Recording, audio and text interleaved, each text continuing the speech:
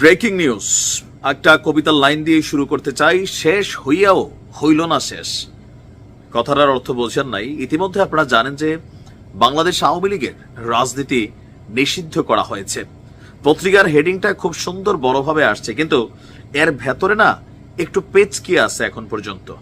আমার মনে হয় যে গত 2 থেকে 3 দিন যাবৎ যে উত্তাল স্রোত এনসিপি, শিবির সহ অন্যান্য রাজনৈতিক দলগুলোর একের পর এক ধারাবাহিক কর্মসূচি ঘোষণা, তারপর হচ্ছে যে যমুনা ঘেরাও, শাহবাগ ব্লকেড, মানে ব্লা ব্লা ব্লা, তারা আওয়ামী লীগকে নিষিদ্ধ করার জন্য যেই চাপ ডক্টর ইউনূস সরকারের উপর তারা ক্রিয়েট করেছে, সেই চাপের সামনে অনেকটা বাধ্য হয়ে, আমরা বাধ্য হয়ে কেন বলছি বাকি অংশটা শুনলেই বুঝবেন, যে বাধ্য হয়ে কোন রকমে একটা সিদ্ধান্ত না নিলেই না, এরকম একটা সিদ্ধান্ত নিছে। কারণ হাসনাত আমি দেখছি শুয়ে গেছে, ঘুমাচ্ছে, নাকি অসুস্থ, কেউ কেউ বলছেন অসুস্থ, বাড়ি যাবে না, ছেলে গো ধরেছে।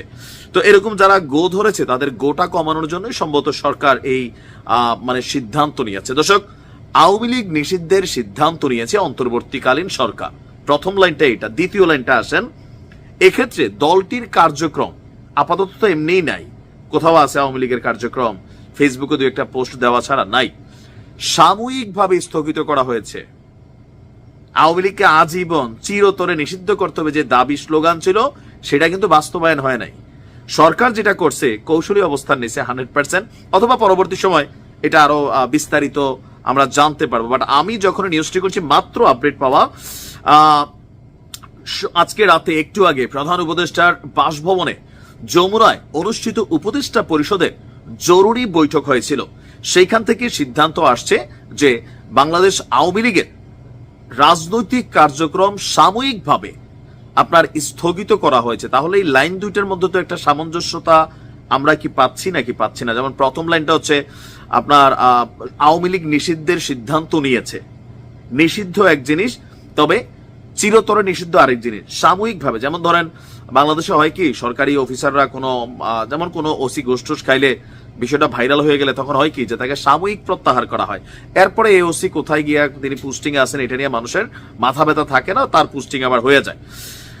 তো এখানে বলা হচ্ছে যে শীঘ্রই এই সংক্রান্ত প্রজ্ঞাপন জারি করা হবে। এর আগে জুলাই আন্দোলন পক্ষের রাজনৈতিক দলগুলোর সাথে যোগাযোগ করে তাদের মতামত নেওয়া হয়েছে, তবে বিএনপি সম্ভবত এই মতামতে ছিল না। কারণ আমরা গয়েশ্বর বাবুর একটা বক্তব্য শুনেছি যে আজকে যারা আওয়ামী লীগ নিষিদ্ধের জন্য এই দাবি তুলেছে, গ্যারান্টি কি 1 সপ্তাহ পর তারা বিএনপিকে নিষিদ্ধ করার জন্য এই সরকারকে চাপ দিবে না? বিএনপি ওই জায়গায় আটকে আছে যে এই খেলাটা তাদের দিকেও ঘুরতে পারে। তো কোন আইনে কিভাবে আসলে আওয়ামী লীগকে নিষিদ্ধ করা হলো সাময়িকভাবেই? 1974 সালের বিশেষ ক্ষমতা আইন, তৎকালীন সময় বঙ্গবন্ধু শেখ মুজিবুর রহমান একটা আইন তৈরি করেছিলেন। সেই আইন পলিটিক্যাল পার্টি অধ্যাদেশ 1978 এবং সন্ত্রাস বিরোধী আইন 2009, এই দুটি আইনের মাধ্যমে রাজনৈতিক দল বরখাস্ত, সাময়িক অথবা আজীবন নিষিদ্ধের সুযোগ রয়েছে। তো এখানে 3টার মধ্যে সবচেয়ে সহজ যেটা, সরকার এটারই পিক করছে, বরখাস্ত, সাময়িক অথবা আজীবন নিষিদ্ধ। তো বরখাস্ত করলেও একটা বিপদ হইতো আওয়ামী লীগের জন্য অনেক বড়। সাময়িক যেটা হয়েছে এটা হচ্ছে যে অধিকতর সিদ্ধান্ত আবার পরিবর্তন হইতে পারে, যেহেতু এটা নিয়ে প্রজ্ঞাপন জারি করা হবে, তারপর এটা নিয়ে হয়তো আইন আদালত অনেক কিছু আমরা দেখবো, সেখান থেকে আরো বৃহত্তর অংশে আন্দোলন আরো বড় হইলে নানানভাবে এটার রিয়েকশন আবার বাড়তে পারে। তো এই খবরে আসলে আওয়ামী লীগের রাজনৈতিকভাবে শিক্ষণীয় একটা বিষয় আছে আমার মতে। এখানে 2টা জিনিস কানেক্টেড। জামাতকে কিন্তু নির্বাহী আদেশে ডাইরেক্ট নিষিদ্ধ করে দিয়েছিল আওয়ামী লীগ সরকার ক্ষমতা পতনের আগে। ভাবছিল এটা করলে মনে হয় ক্ষমতাতে টিকা যাবে, কিন্তু সেই নিষিদ্ধতা কি কাজে লাগছে? কাজে লাগে নাই। রাজনৈতিক কার্যক্রম সাময়িকটা মোটামুটি পার্মানেন্টই বন্ধ করে দিয়েছিল জামাত ইসলামের। জামাত ইসলাম কি শক্তি অর্জন করছে না হারাইছে? অর্জন করছে। তবে আওয়ামী লীগ সরকারের এখান থেকে শিক্ষণীয় এইটা, সাময়িক করছে, এটা একটা চাপ তৈরি হবে, কিন্তু আওয়ামী লীগ সরকারের সিদ্ধান্ত নেওয়ার বিষয় যেটা, যারা ভবিষ্যতে আওয়ামী লীগের রাজনীতি করবেন, ক্ষমতা থাকলে, গায়ের জোর থাকলে অনেক কিছুই করা যায়। এখন আওয়ামী লীগের নিষিদ্ধ সিদ্ধান্ত অনেকে বলতেছে এটা ক্ষমতার জোরে, গায়ের জোরে। আপনারাও কিন্তু জামাতরে করছেন। বিএনপির রাজনৈতিক কার্যক্রমে অনেক ধরনের ডিস্টারবেন্স আওয়ামী লীগ সরকার কিন্তু ক্রিয়েট করছিল, এগুলো অস্বীকার করার সুযোগ নাই, তাই না? বেগম খালেদা জিয়ার বিদেশে চিকিৎসা নিয়ে পর্যন্ত করছিল।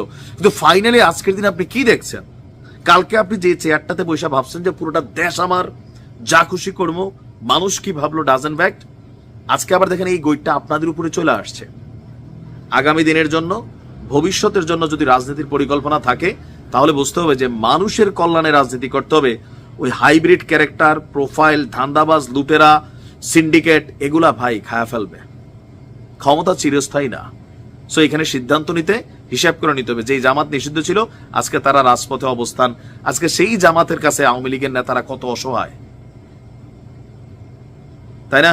সো এখনো যাদের ক্ষমতা আছে তারাও হিসাব নিকাশ করে চলবেন, যেন ভবিষ্যতে আবার আপনাদেরকে আমরা অসহায় রূপে আগে যেমন দেখছি এরকম না দেখি।